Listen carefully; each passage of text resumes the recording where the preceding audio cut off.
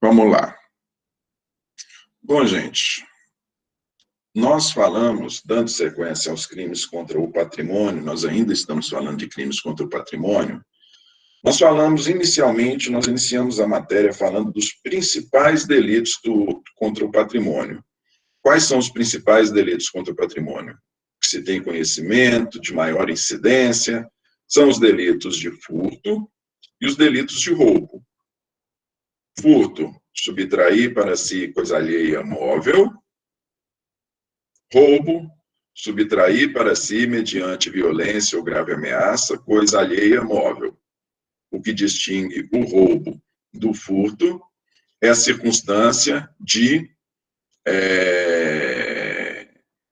no roubo, haver violência ou grave ameaça, haver o elemento violência ou grave ameaça, e no furto, não existir esse elemento. Em função disso, as penas de roubo são maiores do que as penas de furto, correto? Tanto nas modalidades simples quanto nas modalidades qualificadas.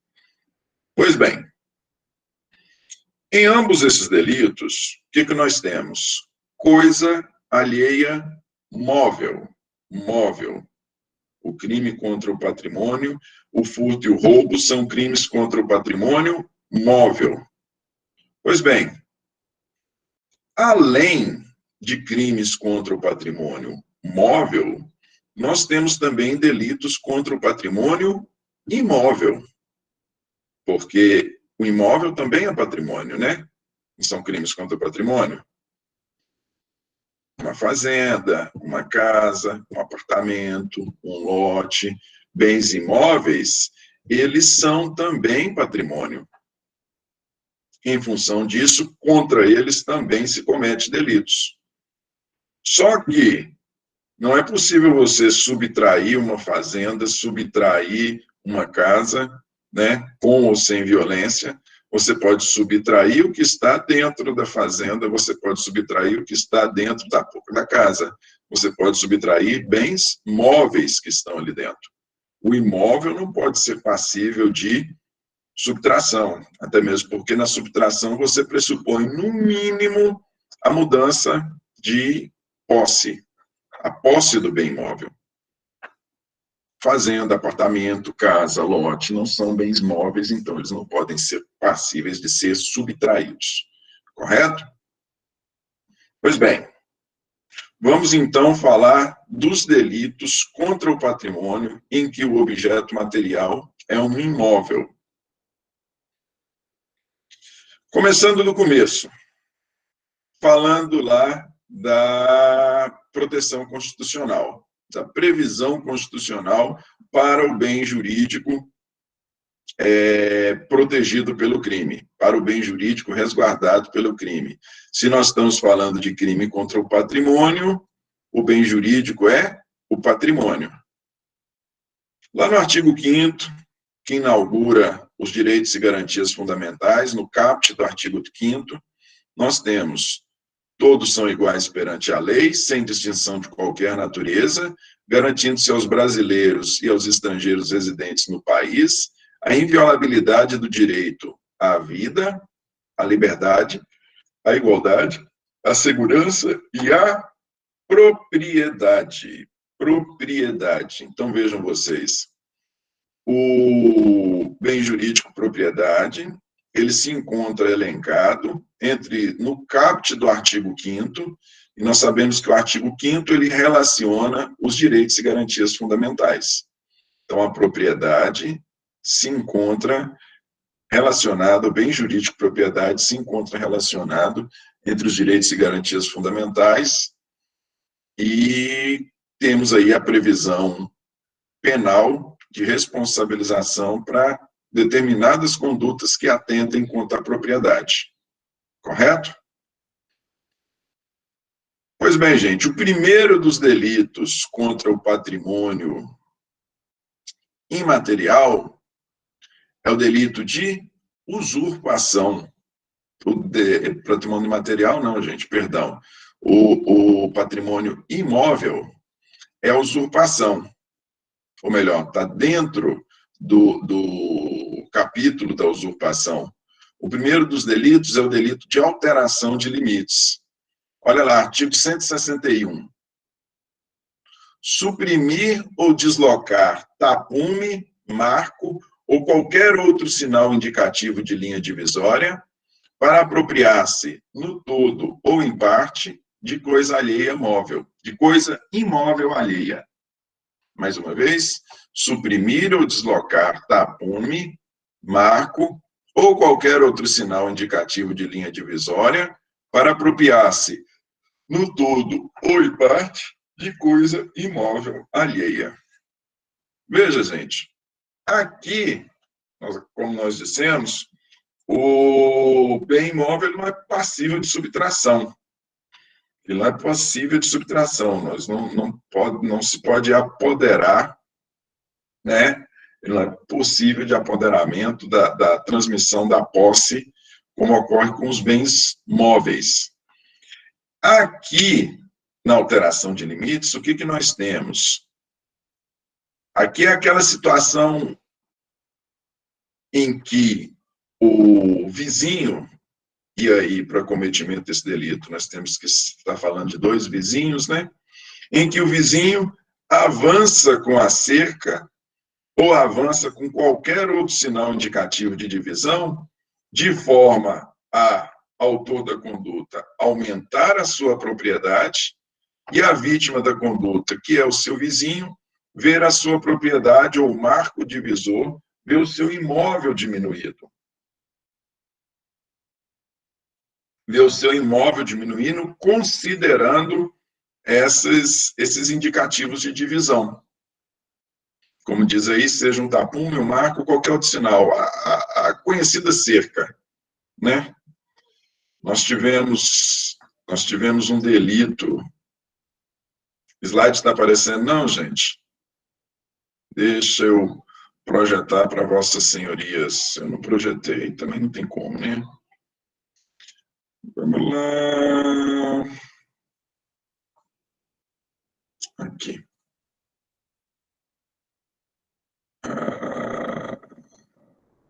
Isso. Pois bem, já falamos do artigo 5º. Na alteração de limites, vou ler para vocês novamente. Suprimir ou deslocar tapume ou qualquer outro sinal indicativo de linha divisória para apropriar-se, no todo ou em parte, de coisa imóvel alheia.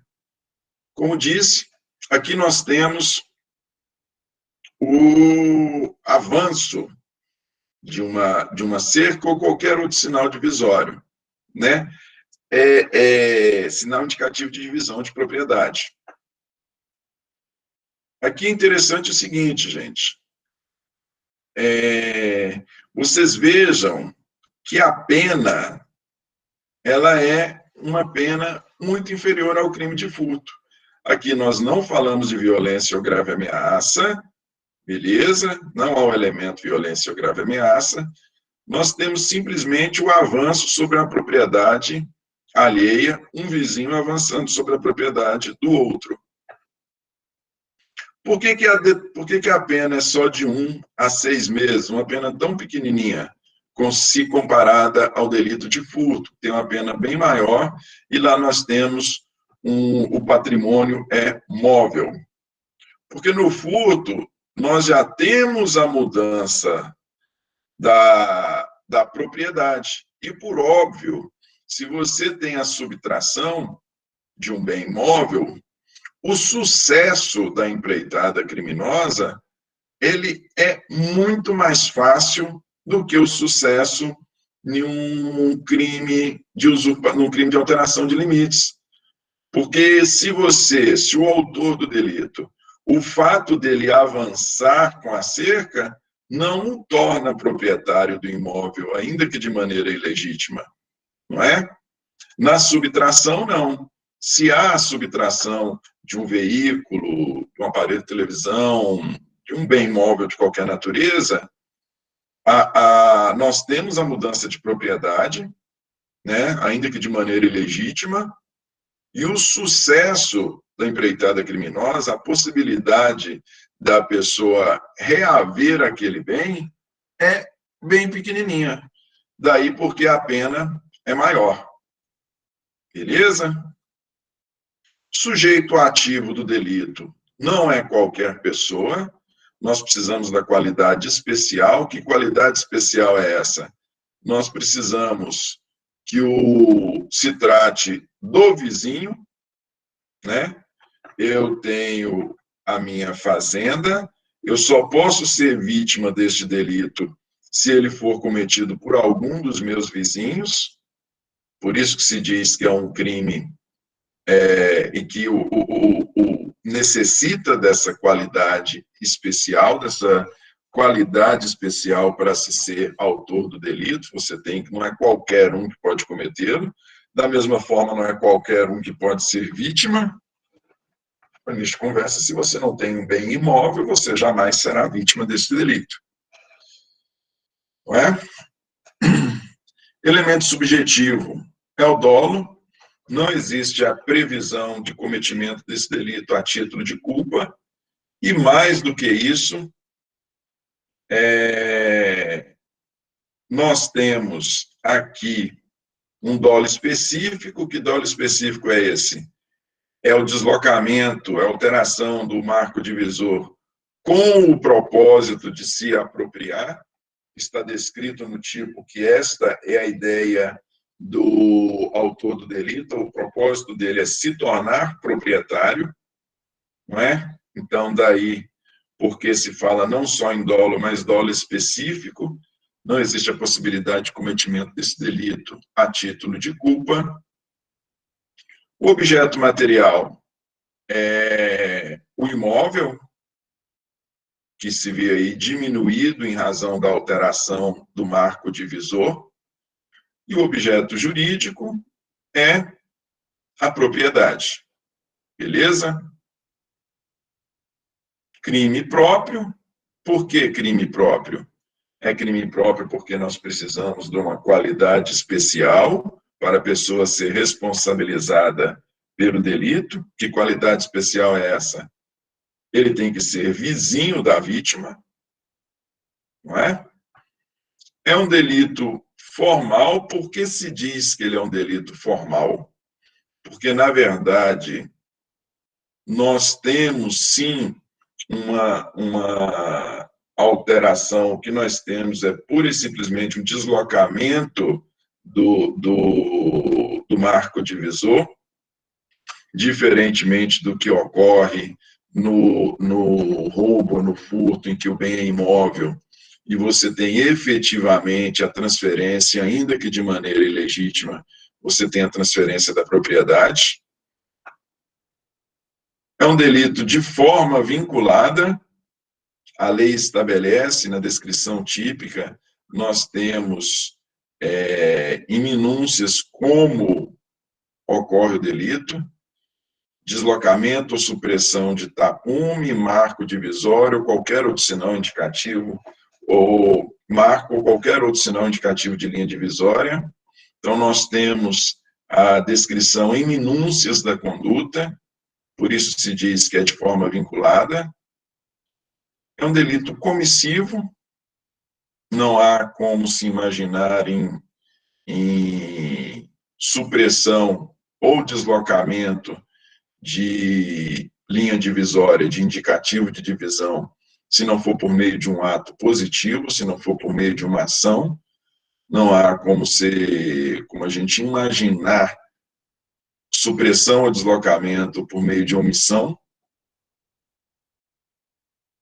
É um delito de dano. Nós temos o bem jurídico patrimônio, por mais que nós não tenhamos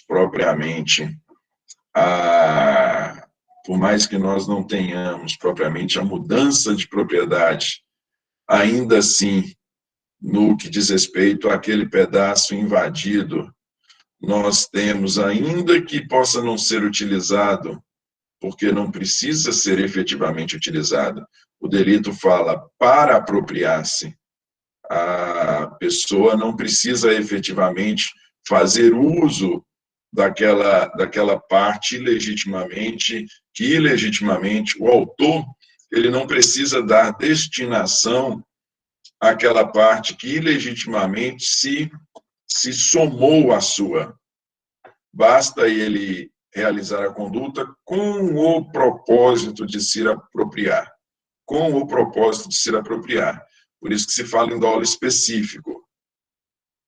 Ele é um delito de dano porque, ainda que não se faça necessário a destinação da parte acrescida ao autor, por exemplo, ainda que não precise desmatar, suponhamos assim, falemos assim, ainda que você não precise desmatar para exercer qualquer atividade, ou mesmo que você, autor, não precise se utilizar da terra fazendo um plantio sem a devida adubação e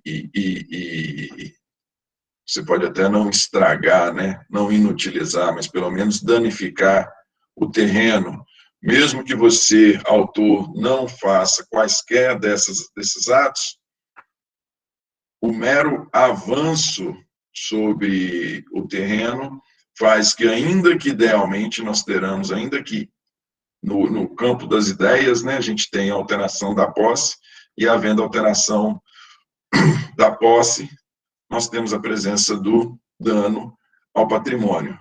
No mínimo, com essa alteração ali, se estivermos falando de alteração de cerca, o autor se vê privado da utilização daquele pedaço. A vítima, perdão, se vê privado da utilização daquele pedaço. É um delito instantâneo, pode ter efeitos que durem ao longo do tempo, né? O espaço acrescido pode permanecer acrescido por um espaço de tempo, a depender aí da tomada de atitude por parte do vizinho vítima, mas, na verdade, o crime ele ocorre no exato momento em que há alteração do marco divisor, ponto. É um delito unissubjetivo. Basta uma pessoa para o cometimento do crime. Beleza? E aqui nós temos outras previsões de delitos que se enquadrem aí no título da usurpação. Parágrafo 1º. Nas mesmas penas incorrem quem? Primeiro dos delitos, de usurpação de águas. Desvia ou represa, em proveito próprio ou de outrem, água alheia. Desvia ou represa, em proveito próprio ou de outrem, água alheia. Aqui, gente, o que se entende por água alheia? A água alheia é aquela que naturalmente, ela passa pelo imóvel da vítima. Essa água naturalmente passa pelo imóvel da vítima. Aqui a usurpação do bem, a usurpação da água, ela se faz mediante o represamento, de forma que essa água não mais corra, não mais tenha curso dentro do imóvel da vítima, ou mesmo quando há o desvio do curso da água. E aí, da mesma forma, a água não vai chegar até o imóvel da vítima. Quaisquer dessas duas condutas, seja o represamento da água, seja o desvio, de forma a impossibilitar que a água continue a circular pelo imóvel da vítima, em quaisquer dessas duas situações, nós temos o delito de usurpação de águas. Usurpação de águas. Vocês vejam que se refere à água.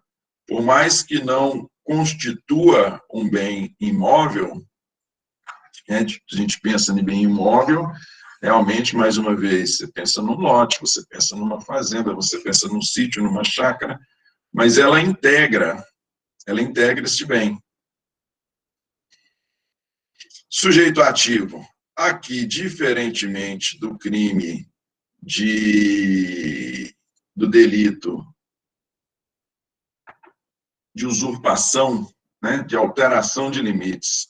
Aqui, diferentemente do delito de alteração de limites, no delito de usurpação de água, qualquer um pode cometer o delito, não precisa ser necessariamente o vizinho, daí porque qualquer pessoa, não se exige nenhuma qualidade especial. Sujeito passivo também pode ser qualquer pessoa, né, desde que detentora de um imóvel por onde passe um curso d'água. O elemento subjetivo é o dolo, não existe possibilidade de cometimento deste crime a título de culpa. O objeto material é a água, né, propriamente, que é usurpada, e o objeto jurídico entende-se que trata-se aí de um crime contra um patrimônio, então, da mesma forma, o objeto jurídico, com a conduta, o objeto jurídico atingido é o patrimônio. Beleza? Se não se exige nenhuma qualidade especial, gente, do autor, é um crime comum, é um delito formal, o que nós vemos, na verdade, é uma alteração. E aqui, gente, eu ouso fazer uma observação e, na verdade, eu deixo a livre interpretação de vocês, porque estas classificações são classificações doutrinárias. Elas são importantes, por que elas são importantes? Porque, olha só, se vocês podem não pensar, podem não crer, mas elas são objeto de questão de concurso, a classificação doutrinária. E eu ouso fazer uma observação aqui, este material foi feito a partir do NUT, e ele realmente indica o delito de usurpação, o delito de alteração de limites como sendo um delito formal, e também o delito de usurpação de águas como sendo um delito formal. Agora, é interessante o seguinte, o que faz com que se distinga um delito? Qual o critério de distinção entre um delito material e um delito formal? No delito material, nós temos uma alteração no mundo exterior, né, no mundo natural. No delito formal, nós não temos essa alteração. Por mais que o NUT, e aí volto a falar que esse é o entendimento dele, por mais que o NUT entenda que se trata, que o delito de alteração de limites se trate de um delito formal, nós não podemos desconsiderar que nós temos uma alteração no mundo, né, por mais que nós não tenhamos a mudança efetiva de propriedade, mas nós temos, no mínimo, a mudança da posse, com a alteração de uma cerca, por exemplo. Daí porque eu trago para vocês essa classificação dada por ele, porém eu não me convenço muito de que se trate efetivamente ou tão somente de um delito formal, não. E a mesmíssima coisa eu digo com relação ao delito de usurpação de águas. Porque a partir do momento que você tem, e mais uma vez, essa é uma classificação do NUT, mas a partir, que é um excelente autor, viu, gente? O cara sabe tudo. Mas a partir do momento que você tem o represamento de uma água, você faz uma represa, de forma a água não correr no terreno vizinho ou no terreno que vai lá logo à frente.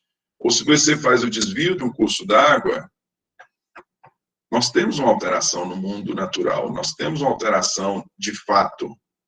E você falar que o delito é simplesmente formal nessa circunstância é estranho, correto? Então, tanto no delito, essa é uma classificação, reafirmo a vocês, essa é uma classificação do NUT, e tanto no delito de alteração de limites, quanto no delito de usurpação de águas, eu entendo que se trata de um delito material. E vocês podem ficar tranquilos, que é óbvio que eu não vou cobrar em prova algo que tem interpretação dúbia, né? Mas eu tenho que informar para vocês, para que a gente não fique aqui divagando, falando sobre algo que não tem uma consistência, uma consistência efetiva. Vamos lá, dando sequência. É um delito de forma livre, esse represamento ou usurpação pode se fazer de qualquer maneira. Esse delito, o represamento ou desvio do curso pode se fazer por mais diversos modos. É um delito comissivo, não dá nem para se imaginar você, o autor, represando ou desviando o curso d'água por meio de uma omissão. É um delito de dano. A água é um bem que integra o imóvel. Necessariamente, aquele que observa que perde um curso d'água dentro do seu imóvel terá um prejuízo. É um delito instantâneo, seus efeitos podem ser permanentes, mas a conduta se dá em um ato único, a execução ela não se estende no tempo, e é um delito unissubjetivo, pode ser cometido por apenas uma pessoa. Correto? Pois bem, o primeiro dos delitos de usurpação que nós vimos, alteração de limites. O segundo dos delitos que nós vimos, desvio de curso da água, não é isso? Desvio, apropriação, usurpação de águas é o nome do delito. E o terceiro dos delitos aqui é o delito de esbulho possessório. Esbulho possessório. Vamos lá. Descrição típica. Quem invade com violência ou grave ameaça, ou mediante concurso de mais de 2 pessoas, terreno ou edifício alheio, para o fim de esbulho possessório. O que é esbulhar a posse? É atrapalhar a posse. Esbulhar a posse, atrapalhar a posse, é trazer para si, é tomar para si a posse do bem imóvel. Nós estamos falando aqui de crimes contra o patrimônio imóvel.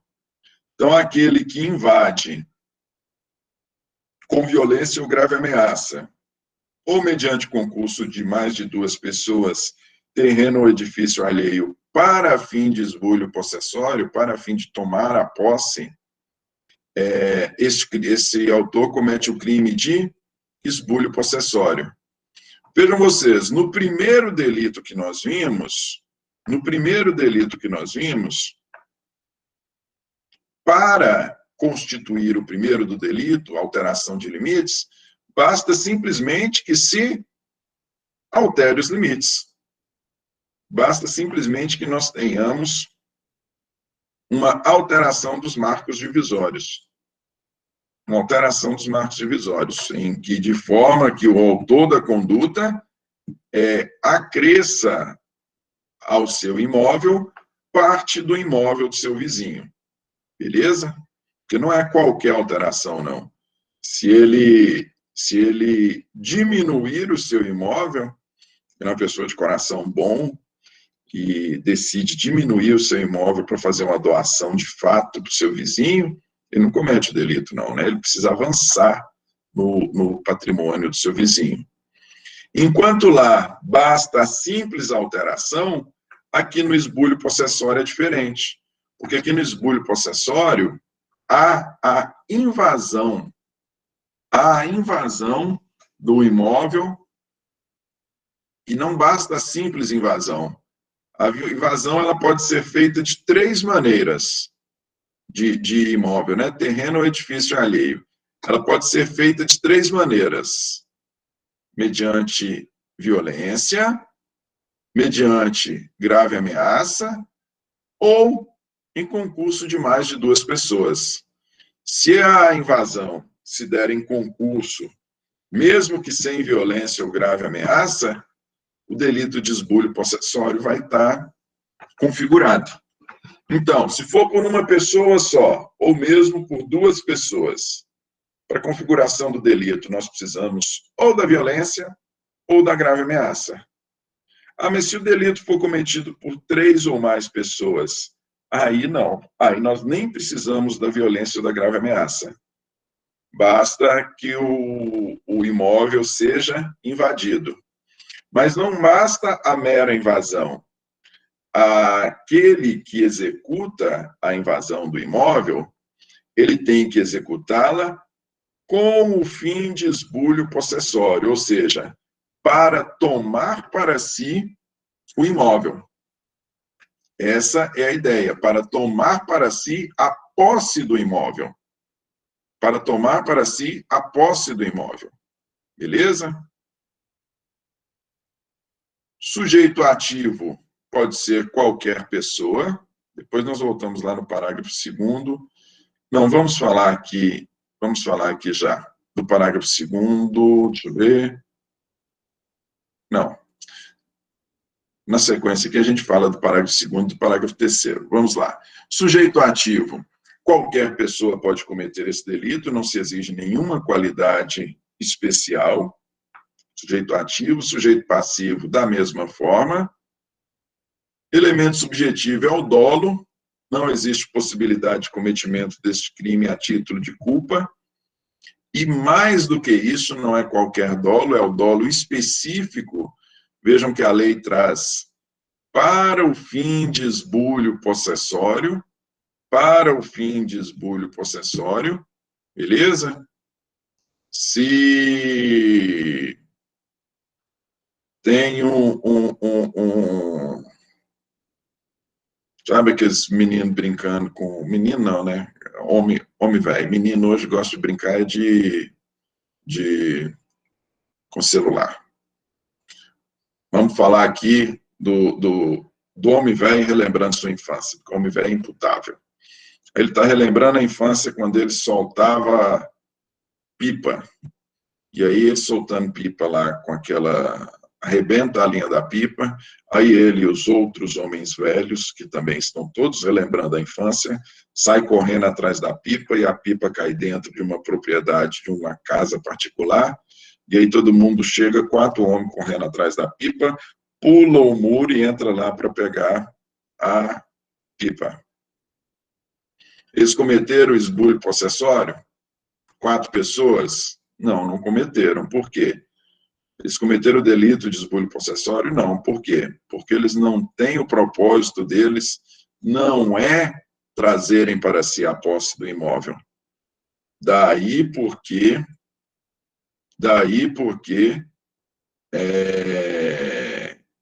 se diz que o crime não só é doloso, ele tem um dolo específico, que é o dolo de ter para si a posse do imóvel. Beleza? Objeto material é o imóvel, que é invadido. Objeto jurídico é o patrimônio. Tranquilo?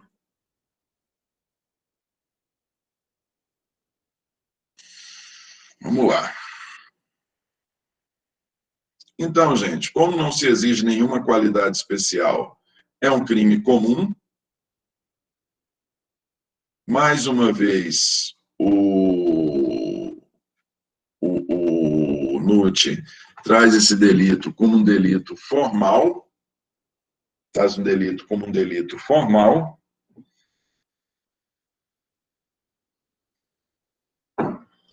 Creio eu que ele indica não só a alteração de limites, como o desvio de curso d'água, como a usurpação de água, não só alteração de limites, usurpação de águas e também o esbulho possessório, ele indica como sendo apenas formal, porque nós não temos efetivamente a mudança de propriedade.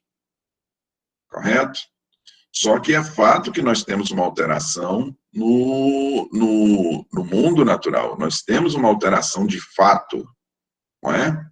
Daí porque resta a dúvida se realmente se trata de um delito formal ou material. Ele entende como sendo formal. Eu creio que está muito mais para material. É um delito de forma livre, é um delito comissivo, não há como se imaginar em invadir um imóvel alheio por meio de uma omissão. É um delito de dano. Dano a quê? Dano à posse, que é uma das características do patrimônio, não é? Vocês já estudaram ou estão estudando, devem estar estudando direito das coisas. É um delito instantâneo. A partir do momento em que há invasão, o delito já se configura. E é um delito que pode ser unissubjetivo ou plurissubjetivo.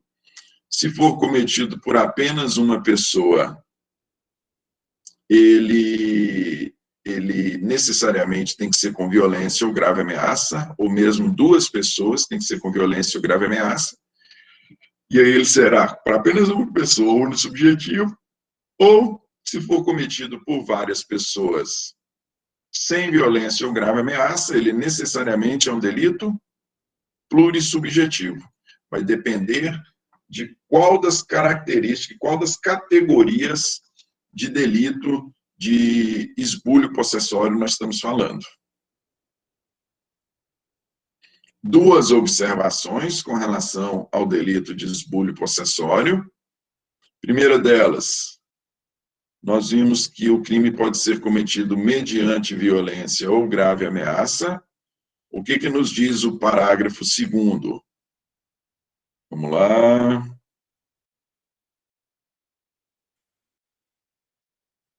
Parágrafo 2º do esbulho possessório. Parágrafo 2º não, parágrafo 1º. Ai, gente, onde é que eu tô? Tô doido. Aqui, esbulho possessório. Não, é parágrafo 2º mesmo. Parágrafo 2º.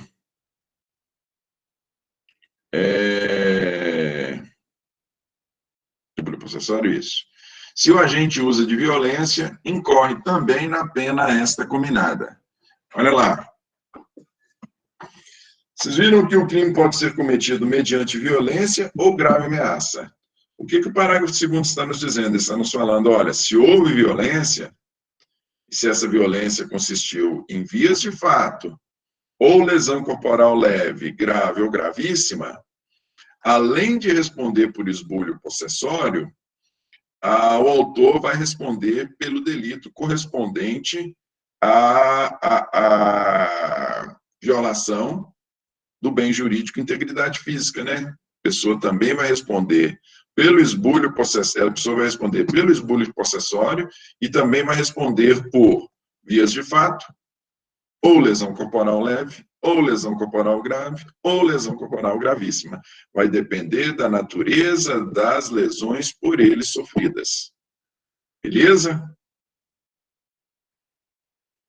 No que diz respeito à ação penal, o que nos diz o parágrafo 3º? Se a propriedade é particular e não há emprego de violência, somente se procede mediante queixa. Se o bem é usurpado,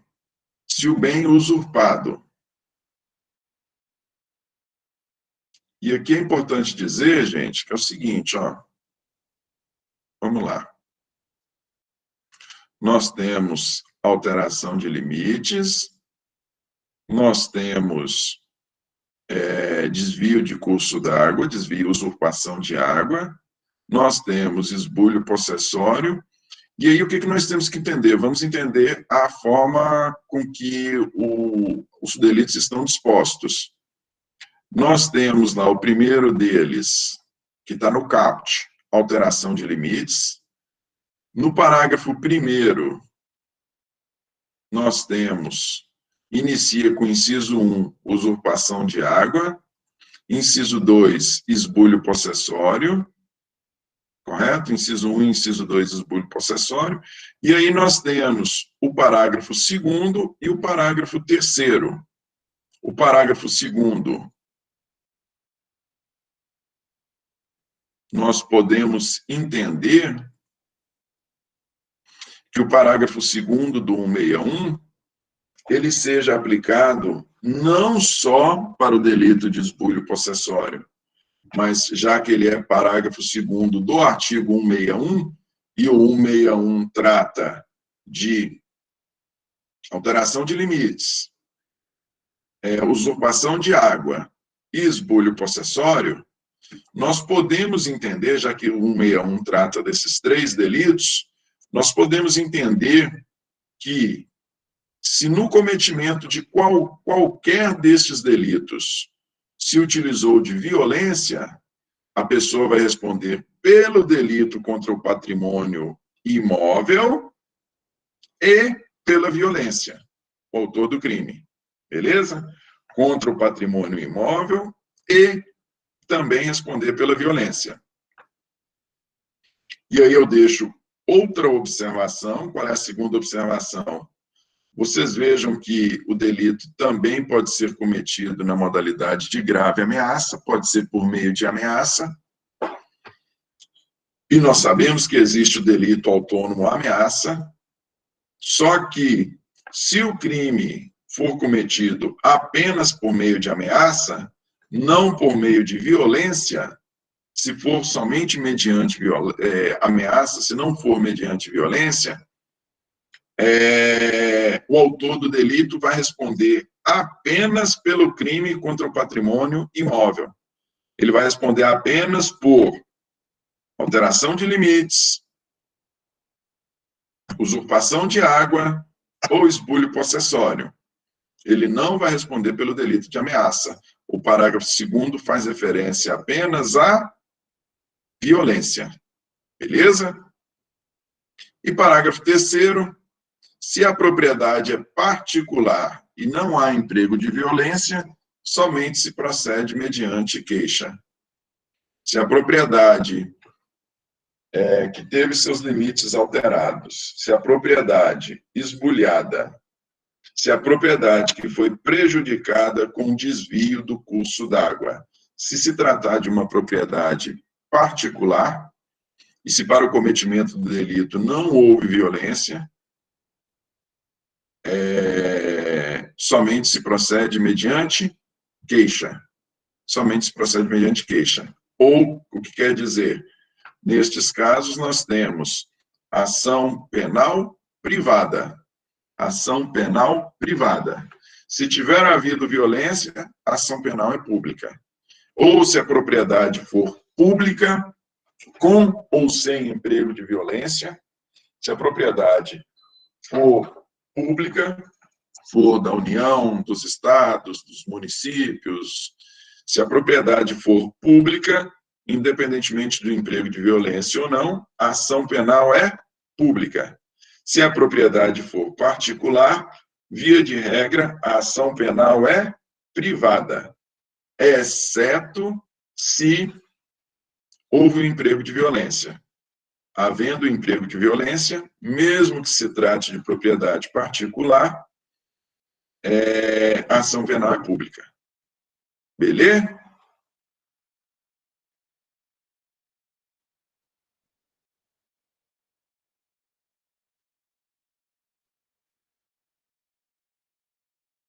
Vamos lá.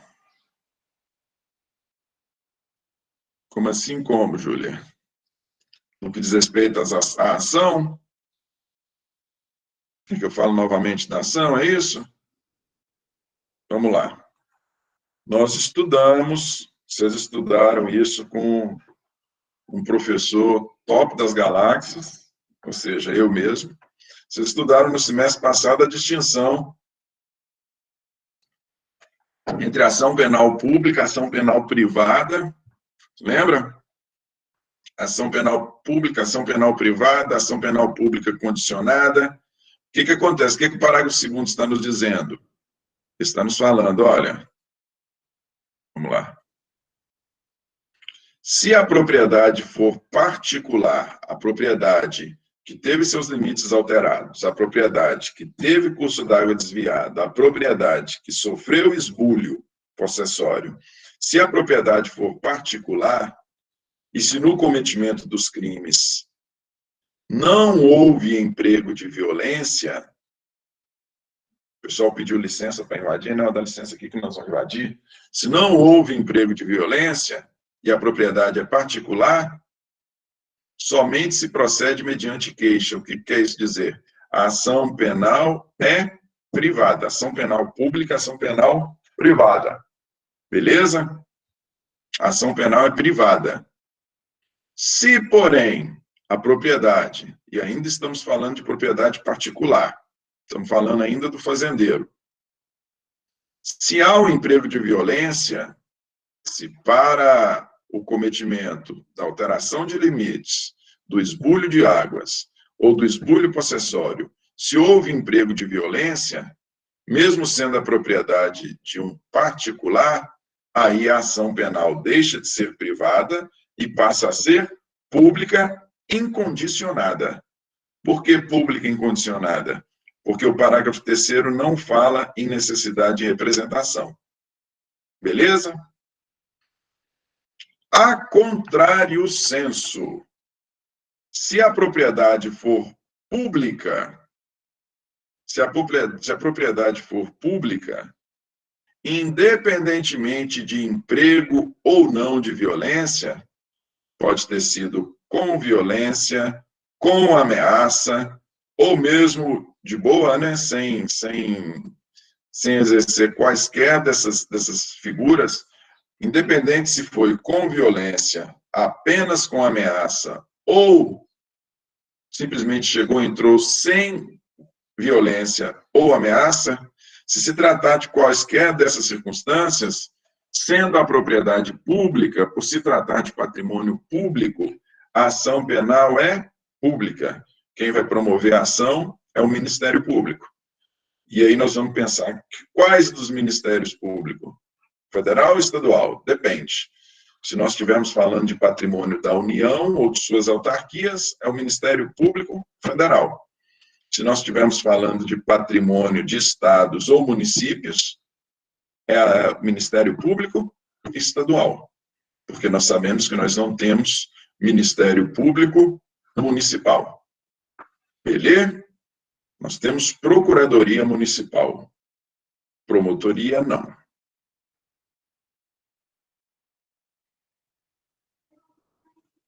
Tranquilo? Vamos lá. Deixa eu ver. Assim, ação penal. Isso. Aqui. Supressão ou alteração de marca em animais. Supressão ou alteração de marca em animais. Que marca? São aquelas marcas lá indicativas de propriedade, né? O pessoal tem faz a sacanagem com o boi e vai lá e dá aquela marquinha ali como diz na roça, né? Na polpa dele. Vai lá na polpa dele, faz aquela marquinha indicativa de propriedade. A supressão ou alteração dessa marca constitui aqui o crime previsto no artigo 162. Suprimir ou alterar indevidamente em gado ou rebanho alheio marca o sinal indicativo de propriedade. Suprimir ou alterar indevidamente em gado ou rebanho alheio marca o sinal indicativo de propriedade. Pena detenção de 3 meses a 3 anos. Detenção de 3 meses a 3 anos. Interessante, gente. Aqui nós temos uma crítica por se tratar de bens que podem ser, né, apoderados, os semoventes. Daí a crítica por eles estarem no capítulo de usurpação. Mas essa foi uma opção do legislador. E é interessante se nós olharmos, fala assim, ó, vamos voltar aqui na pena, isso aqui é Nós estamos falando de gado, pena 3 meses a 3 anos. Se nós voltarmos aqui no primeiro dos delitos que nós vimos, a pena é de 1 a 6 meses, alteração de limites. Você fala, não, mas o imóvel é muito mais caro que o gado. A fazenda é muito mais cara do que a cabecinha de boi lá. Mas você alterar a cerca, você não se torna necessariamente proprietário, e o sucesso da empreitada criminosa não é assim, né? Não é tão fácil, não é tão simples. Se você tem lá 50 bois Nelore, como é que você vai distinguir um do outro? É difícil, né? Quer dizer, eu não crio gado não, mas suponho que não seja fácil, não. Se você vai lá e altera o sinal indicativo de propriedade, aí nós temos um sucesso muito maior no crime contra o patrimônio. Sucesso no sentido de tornar-se proprietário, ainda que de maneira ilegítima. Daí porque a pena é maior, 6 meses a 3 anos. Lá é quando o patrimônio é o imóvel, é a fazenda, pena de 1 a 6 meses. Se o patrimônio for o gado da fazenda, pena de 6 meses a 3 anos. Sujeito ativo, qualquer pessoa, não se exige nenhuma qualidade especial. Sujeito passivo, também pode ser qualquer pessoa.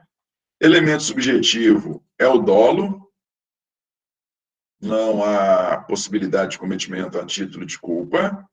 Objeto material é o gado que tem, é o animal, né, o rebanho, o bovino, que tem a marca alterada.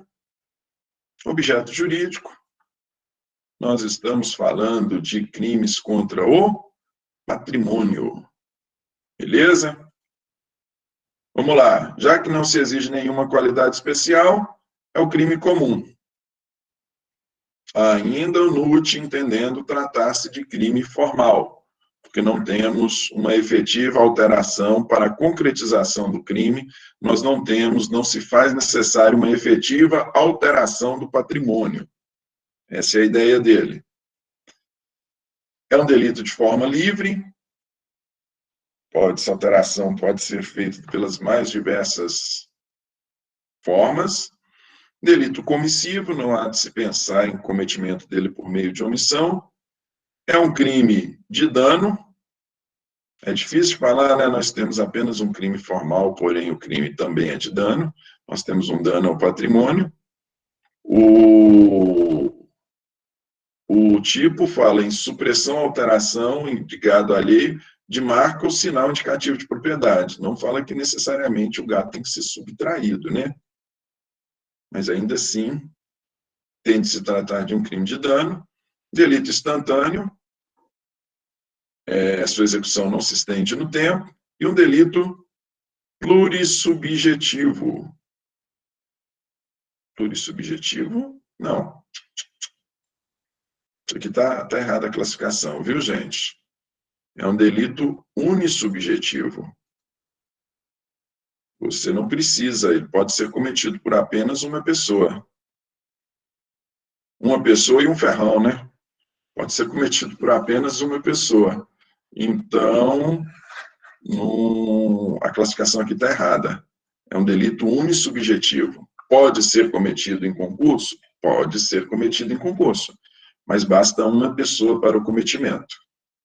Beleza?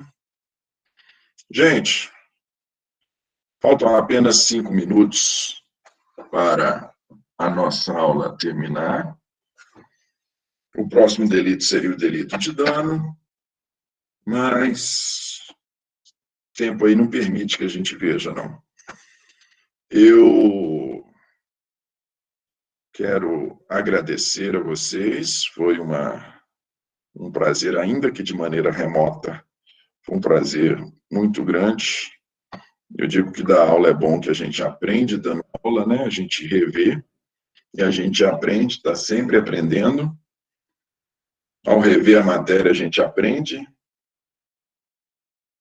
Para mim isso é importante, porque eu trabalho diariamente, né, com delito, com apreciação de fatos que constituem crime, e é interessante estudar os delitos para eu saber fazer o devido enquadramento legal na hora de estabelecer uma linha de investigação, na hora de indiciar uma pessoa e responsabilizá-lo, na hora de representar ou não por uma prisão preventiva, temporária, que tem seus requisitos próprios. Então, se faz necessário fazer a correta interpretação do delito, a correta interpretação do fato para fazer o enquadramento legal. Daí a conveniência, a importância de se dar aula, além desse convívio, ainda que infelizmente estamos de maneira remota, mas Deus ilumina que semestre que vem vai passar, o convívio também ele é muito, muito interessante, muito prazeroso. Espero que vocês tenham tido aí um bom aprendizado. A ideia realmente é que vocês aprendam a matéria, não é a ideia, não é outra, né? Lógico que a avaliação faz parte da dinâmica de qualquer curso. Agora mesmo eu estou fazendo um curso pela academia, um curso em AD, e tem avaliação, e a avaliação é no tempo, academia, digo Academia Nacional de Polícia. Tem avaliação é no tempo, não tem como. Se não tiver avaliação, a gente não dá a devida atenção, né? Mas, enfim, foi um prazer aí trabalhar com vocês e estarei sempre à disposição. Aqui vocês têm meu e-mail, a líder aí tem meu zap, né? Qualquer coisa, vocês passem lá pela delegacia, a delegacia está de portas abertas. A delegacia está de portas abertas para vocês irem lá e tirar o passaporte para fazer aquela viagem bacana. Está de portas abertas para vocês chegarem lá com um cliente rico, né? Aquele cliente assim rico, com aquela causa bacana, vocês terem muito sucesso na profissão, ganhar um dinheirinho bom. E a gente fica por aqui. Tá joia? É isso. Um abraço para vocês e até mais. Eu que agradeço.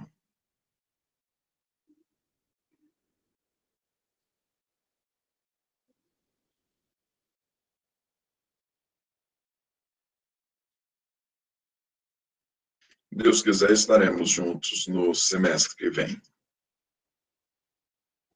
Processo penal.